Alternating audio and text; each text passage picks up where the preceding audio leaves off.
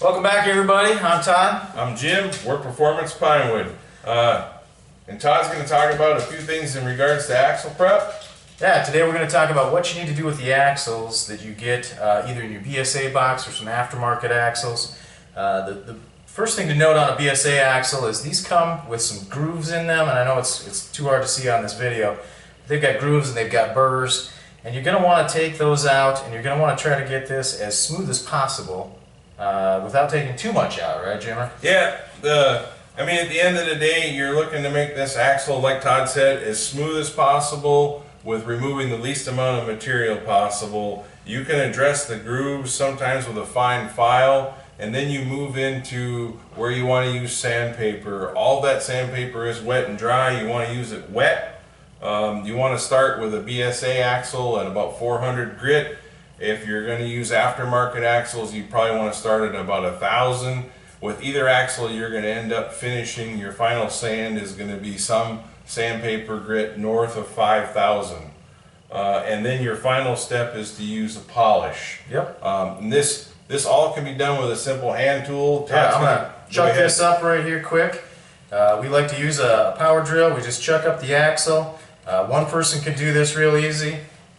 Two people, if you got a second set of hands, it's great. So what we're going to do is we got this axle chucked up. Jim's going to dip a piece of sandpaper in, and we're just going to show you what we do. We run this for about 15 seconds or so. Yeah.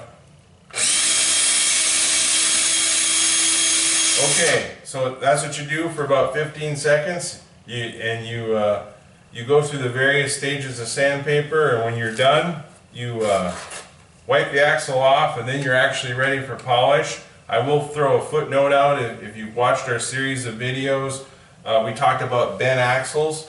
If you're going to bend an axle or multiple axles, you want to probably do that after your sanding stage, but before the polish.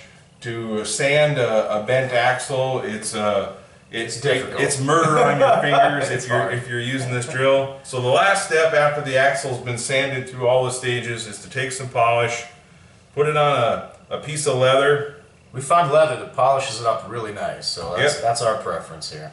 Take that polish, you do the same thing, and you just do the 15 seconds, work that polish back and forth, and you're good to go. The last step, and we didn't lay it out here, is to take a piece of string, if you want, and take that kite string and just work it across the axle to clean that polish off.